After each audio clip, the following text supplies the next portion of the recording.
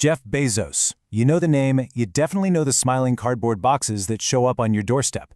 He's the guy who founded Amazon, a total titan of tech, and yeah, one of the richest people ever.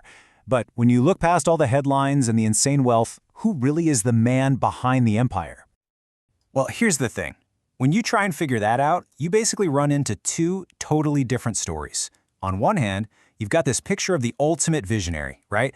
The innovator who completely changed how we all shop, how we read, even how the internet itself works. But then there's this other story, the one about a ruthless monopolist whose empire was built on the backs of workers and by just crushing the competition. So how do you make sense of these two versions of the same guy? Well, the key, really, is to look at the empire he built. See, Amazon isn't just a company. It's like the physical result of his entire philosophy. To get Bezos, you've got to start with Amazon. All right, so let's dive into that first story, the official one, you could say, the one Amazon tells about itself. And this whole narrative, it really boils down to one simple but super powerful question. So get this, in their own 2024 annual report, Amazon says its entire culture is built on just asking why. Why does this have to be this way? Why can't we do it better? It's all about questioning every single assumption, every reason something supposedly can't be done. And they pitch this relentless curiosity as the secret sauce, the thing that unlocks all their innovation. And honestly, you can see this why philosophy in action with all their biggest game changers. I mean, asking, why can't we offer every single book ever written? Boom, you get the Kindle. Why should we be the only ones selling stuff on our site? That leads to the massive third-party marketplace. Then it's, hey, why don't we handle the shipping for those sellers too? And that's how Fulfillment by Amazon was born. But maybe the biggest why of them all was, why does every single company need to build and maintain its own super expensive servers? And that question, it gave us Amazon Web Services, AWS, the cloud computing behemoth that literally powers a huge chunk of the internet today. So all of this, it all rolls up into what the company loves to call customer obsession. The official story is that every single move they make is about creating long-term value for you, the customer, not about chasing short-term profits. And look, it's a really compelling story of constant invention. But it's not the whole story. Okay, so now let's flip the coin and look at the other side of this, because critics have a very different take. They argue that while Amazon was building this incredible, customer-focused empire, it was also building a system that was, well, kind of rigged against the small businesses trying to sell on its platform. And there's this key term you need to know, from a really detailed report out of Yale, steering. The idea is simple.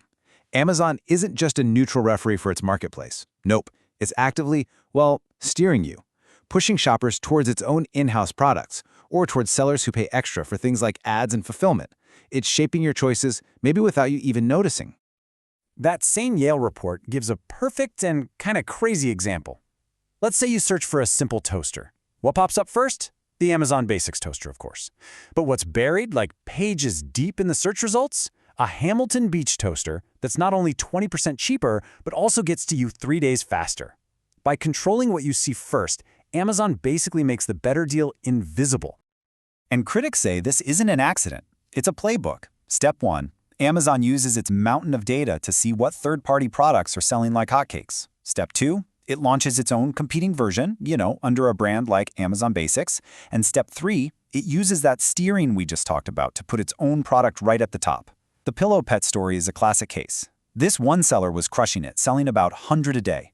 Amazon saw this, launched its own copycat, gave it top placement, and bam, the original seller's sales cratered to just 20 a day. So you can see how this plays out over time. For any one seller, it's got to feel like a death by 1,000 cuts. But when you zoom out and look at the whole market, critics argue the real damage is that it just kills competition. It stifles innovation, and at the end of the day, it means fewer real choices for all of us. But the criticism doesn't just stop at how they treat their competition. There's also a huge human cost to consider, especially when you look at what life is like for the people working inside those massive fulfillment centers. And to get a sense of the scale here, just look at this number. Amazon employs over 1.5 million people. That makes it one of the biggest employers on Earth. So yeah, what those people experience every day, that's a massive part of the Amazon story. And, some of those experiences are really, really tough to hear. This quote right here from a report by the Trades Union Congress, it captures a feeling that you hear from a lot of warehouse workers. This idea of a dehumanizing place where you feel more like a robot than a person, and efficiency is literally all that matters. And the specific complaints cover a lot of ground. We're talking about relentless targets, tracked by constant digital surveillance. Workers getting disciplined for calling in sick. The TUC report even pointed to one case where a pregnant worker had to endure a 5-hour disciplinary hearing for a pregnancy-related illness. On top of all that, you have serious allegations of union busting and creating dangerous, high-pressure conditions for the last-mile delivery drivers who bring the packages to our doors. All right, the last big piece of the critical puzzle is all about Amazon's relationship with public money. And that goes two ways: the taxes the company pays and the subsidies it gets. And check out these numbers from the Fair Tax Stamp Group. They're kind of staggering. Over a 10-year period, Amazon raked in nearly $1 trillion in revenue. $1 trillion! And their total cash taxes paid globally? Just $3.4 billion. Critics look at that and say, come on, that's just aggressive tax avoidance. They're not paying their fair share for the public services, roads, schools, you name it, that their business depends on.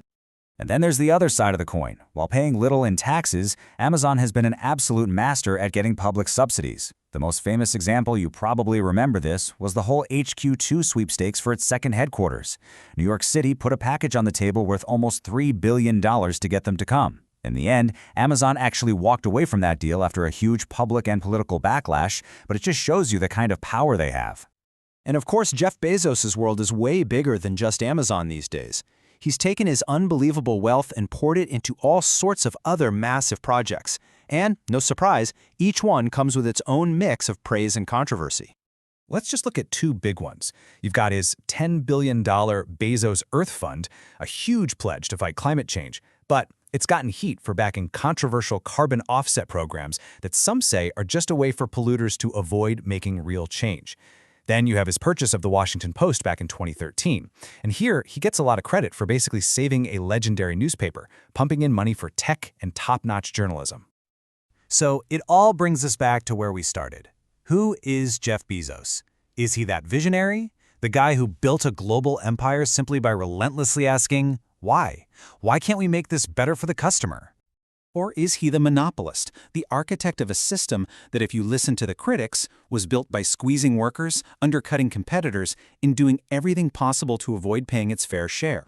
And man, the timeline of this whole thing is just wild. It starts as an online bookstore in '95, then Prime in '05, AWS just a year later.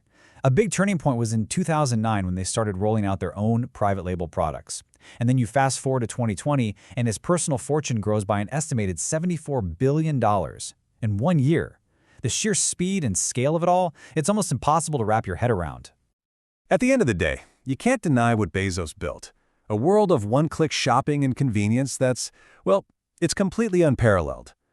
But as we've seen, there are two very different stories about how we got here, and they suggest that all this convenience came with some serious trade-offs. So maybe the final question isn't just, who is Jeff Bezos? Maybe the real question is about us. The Amazon era gave us something we all wanted: convenience. But what did we give up to get it?